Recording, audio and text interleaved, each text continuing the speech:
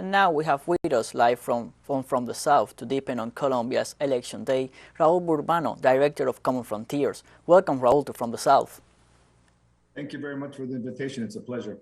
No, it's our pleasure. Raul, many elements come together for this Sunday's presidential runoff. How can we understand the importance of this election day for Colombians and their future, and not only for Colombia, but for the whole region as well? I think the significance of the elections for Colombia, it can't be understated in terms of the impact it will have on Colombians, but also for the region. Specifically, it would be the first time in Colombian history that a leftist, a progressive government would take power, would implement things like the peace accords that is so needed in Colombia to challenge the economic kind of crisis, the political crisis that Colombia is in, that would have significant impact for Colombians, but also I think internationally it would have, Colombia, it would stop playing a role of being sort of, the supporter of the United States policies of intervention in different countries like in Venezuela and around the region. So it would have a significant impact on the region. And as we see, Latin America has been electing more progressive governments in the region. We would see a stronger integration amongst Latin American countries, and Colombia would be integral to that. And with the election of Gustavo Petro and the progressive forces, that momentum would continue much stronger, and we would see a much more united Latin America, I think, and a much better Colombia, that's for sure. Surveys ahead of this election day did not show a clear favorite to win, so it's very likely that undecided voters will have an important role to play in the results. What can be the deciding elements that tip the scale to one side or the other? Well, I mean, I had the opportunity to be in Colombia for the first round a few weeks back, and I traveled across Colombia, and my experience is almost everybody I talked to was very supportive and was voting for change, and for them that change was very clear, that it was el pacto histórico.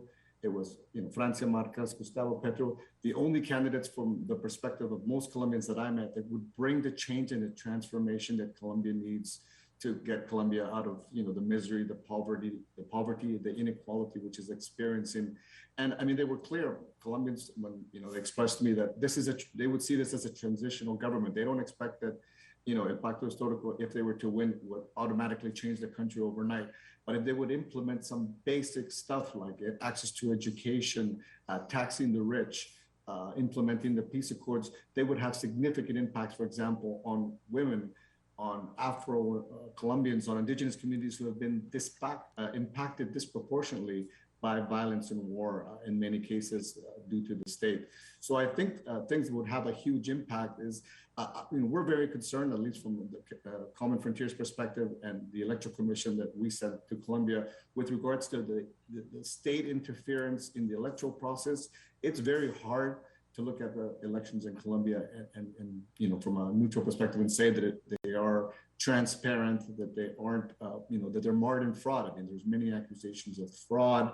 The state in the last few days, the police force has gone and arrested a whole bunch of young people who participated in the demonstrations last year. I mean, this type is very anti-democratic, and I think those type of illegal initiatives that are taking place during the electoral process can tip the scales in favor of Hernandez, Rodolfo, and the opposition. And I think that's a really big concern from our perspective, that the government, through its interference in the electoral process, does not tip the scales in favor of the right-wing candidate, Rodolfo Hernandez. As you were saying, uncertainty has defined this electoral process. The National Registry Office didn't carry out the audit for the international electoral software. Candidate Gustavo Petro denounced after voting almost like an hour ago that ballots are already marked so they can be annulled. What can we expect moving forward on this election day? I think, Colombia has a history of fraudulent elections, of tampering in the electoral process. We, just recently in the legislative elections, we saw, 500,000 votes were stolen and then had to be recuperated for El Pacto Histórico, the historic pact. So I think Colombians have to go out to vote en masse in order to safeguard the electoral process, whether it's at the voting areas, participating in the electoral process, denouncing on social media.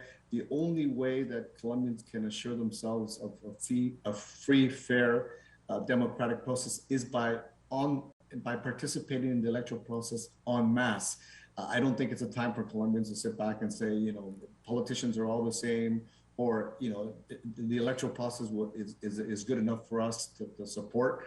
I think we have to be, as Colombians in the exterior and in the country, have to be sort of on guard and protecting the electoral process, ensuring that every vote that is supposed to go to the progressive candidates, the Pacto Histórico, it goes to them, and there is no fraud. There is lots of claims of fraud. Sometimes I'm sure that some of that is not always the case. But it's clear, at least when I talk to the majority of Colombians during my travels in the last couple of weeks, is Colombians don't have faith in the electoral process, but yet they have faith that they're going to win these elections, and that the Pacto Histórico will be the group that's going to take the presidency. So I think it's really participation en masse of Colombians to ensure and protect their electoral process. Thank you, Raul, for your time here from the South. Thank you very much for having me. It's a pleasure, and we're so excited. There's a lot of energy and enthusiasm for these elections because, there is a sense of a real big change in Colombia that is really needed. And we're so excited about that change as Colombians who live in the exterior, and I'm sure Colombians who live in the country. We'll keep informing the people, our audience, on these elections. Raul Burbano, Director of Common Frontiers.